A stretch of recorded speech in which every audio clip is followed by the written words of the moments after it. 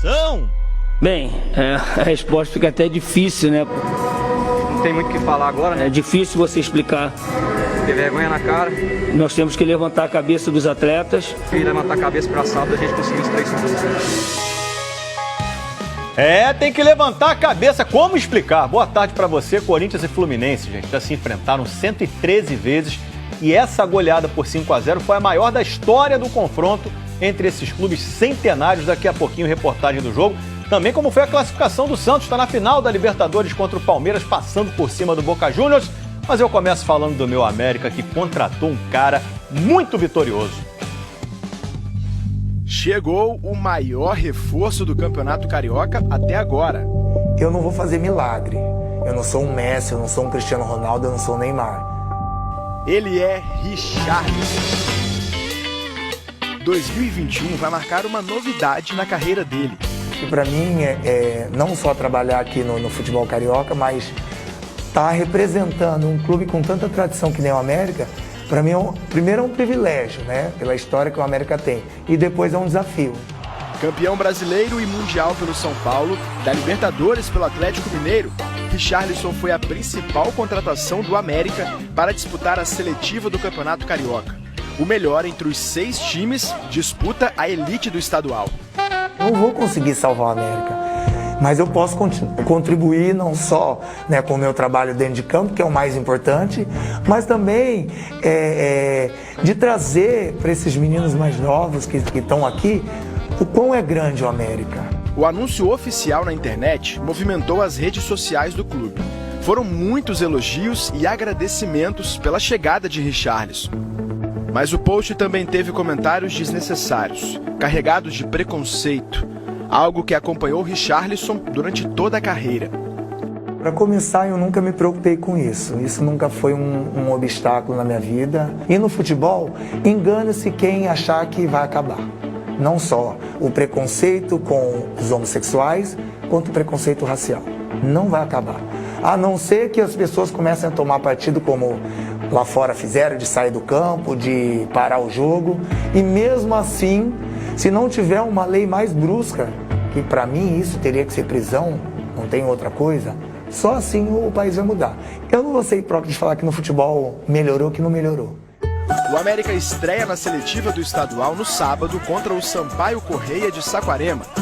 Na prancheta do técnico Álvaro Gaia, do meio para frente tem uma vaga garantida para o Richarlison. A gente só não sabe em qual posição. Primeiro volante, segundo volante, meia, lado, de frente. Só não gosto muito de jogar de atacante centralizado porque eu não sei jogar de costa. Mas tirando essa, ali também eu continuo o mesmo coringa.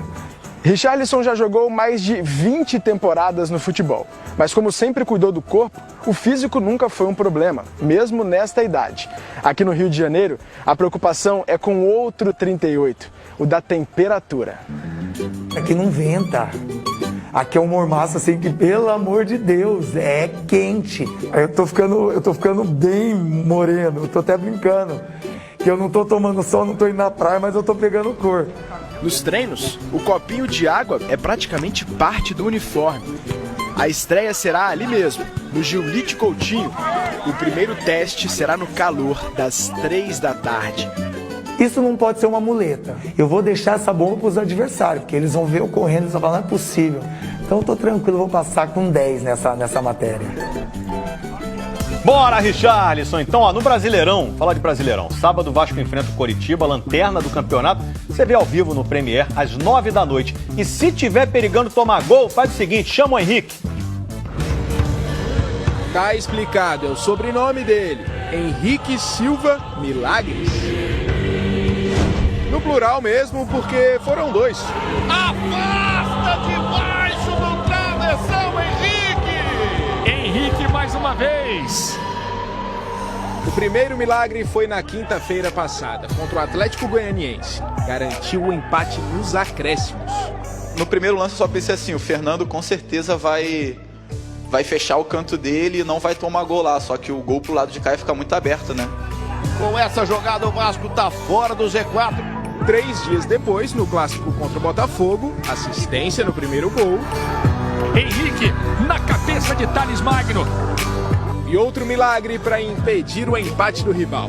No segundo lance, quando eu vi que o jogador deles conseguiu dominar a bola ficou para chutar, eu pensei a mesma coisa. O Fernando não vai tomar gol do lado dele, de jeito nenhum.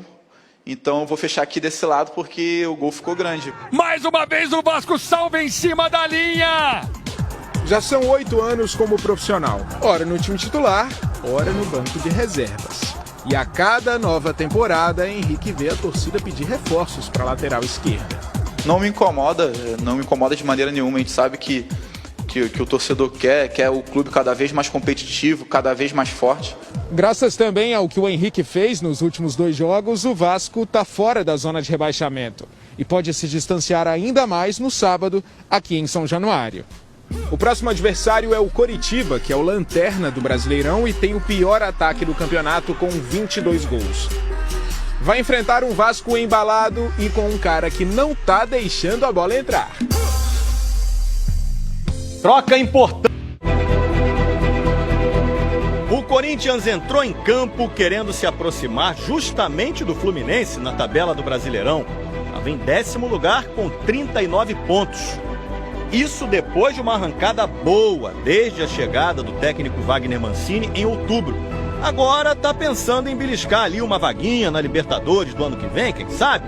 Esse também é o sonho do Fluminense. O time estava em 7º a uma posição do G6. O objetivo era conseguir um bom resultado em São Paulo e se aproximar do Palmeiras, que é o 6º. Projeções na tabela de 2 times em situações bem semelhantes. Tudo para um duelo disputado, né não?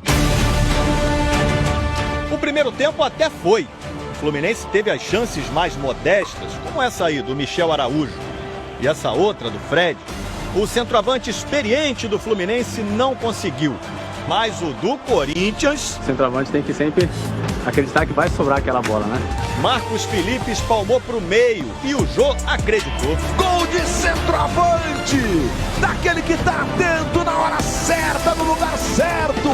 1-0 Corinthians, que só não aumentou o placar mais cedo, porque dessa vez o Marcos Felipe foi bem demais, hein? Espalma Marcos Felipe! No segundo tempo, o Corinthians não só controlou o jogo, como passou por cima mesmo. Na troca de passes rápida, Gustavo ficou com um latifúndio na frente para puxar o ataque e encontrar o companheiro na boa. Aí vem o Gustavo, Gabriel Vermelho tocou no Casares, bateu pro gol! Gol! E quando Danilo Barcelos deixou o Fagner livre na direita, aí abriu a porteira. Dominou na direita, passou e bateu direto, que golaço! O Matheus Vital também teve muito espaço para chutar. Olha o Matheus Vital, pé direito, caprichou, bateu, gol! Nessa imagem aérea dá para ver o buraco que o Fluminense deixou. Espaço para o Matheus Vital na intermediária, espaço para o Luan na pequena área. Espalma o goleiro, bola voltou no Camacho, cruzamento, Luan! 5-0. A goleada vira uma sonora goleada na Arena Corinthians. O sentimento é de muita tristeza. O Fluminense é um time gigante, né? A gente respeita muito o Corinthians, mas não era para tomar uma goleada como essa. Mesmo com essa pancada, o Fluminense segue em 7º, mas o Corinthians e o Santos têm um jogo a menos. Sábado, o duelo é contra o Sport em casa. Ter vergonha na cara, pedir desculpa ao torcedor pela noite desastrosa que a gente teve e levantar a cabeça para sábado, a gente conseguiu os 3 pontos. Pois é, porque depois de ganhar o Fla-Flu, em vez de embalar, toma uma goleada dessa, é impressionante, né? Fla-Flu, falei do Fla-Flu, agora vou falar do Flamengo, né? O Flamengo joga na segunda contra o Goiás, de onde veio o Michael, um atacante que é um dos vários reforços que ainda não vingaram. Um astro atrás do outro. Assim, o Flamengo preparou um dos melhores times da sua história. Teve a turma do início e a do meio de 2019. Foram 8 reforços de impacto. Todos viraram titulares e foram multicampeões. É muito difícil acertar em todas as contratações. Não depende só do que o cara joga de futebol. Depende de uma série de outros fatores, de adaptação, de conhecimento tático do que o treinador vai passar para ele. Então, os resultados das contratações seguintes mostram o quanto isso é raro. Para montar o super time de 2019, o Flamengo investiu 200 milhões de reais. E para deixar essa equipe ainda mais forte em 2020, investiu 75 milhões e apresentou 7 novos contratados. Só que o desempenho da maioria deles não foi o esperado. 2 zagueiros, um lateral, um volante e 3 atacantes. Teve jogador que chegou, saiu e mal foi notado. Pedro Rocha ficou 1 ano no clube, só jogou 11 vezes, fez um gol e sofreu com muitas lesões. A dupla de zaga ainda não vingou, Gustavo Henrique acumula falhas. Você coloca um zagueiro como Gustavo Henrique, por exemplo, que tem como ponto forte a imposição, mas não a velocidade, e ele vai comprometer, porque o sistema não ajuda a que ele se encaixe. Léo Pereira custou 32 milhões de reais. Não entra em campo há 6 jogos e hoje é a última opção entre os zagueiros. Quem também não justifica o investimento é Michael. A revelação do Brasileirão de 2019 custou 34 milhões de reais. Foi titular com o Ceni nos jogos contra o São Paulo pela Copa do Brasil, mas não agradou. Nas partidas seguintes, foram pouquíssimos minutos. Thiago Maia vinha bem até sofrer uma grave lesão no joelho esquerdo. Serão mais 7 meses de recuperação. Isla é titular absoluto e agrada. Mas a verdade é que dessa lista, só o Pedro está em outro patamar. Ele é o artilheiro do time na temporada com 21 gols. Deu tão certo que o Flamengo ficou com ele. Por 87 milhões de reais, comprou o jogador da Fiorentina. Um acerto que vale por muitos, mas não resolve sozinho.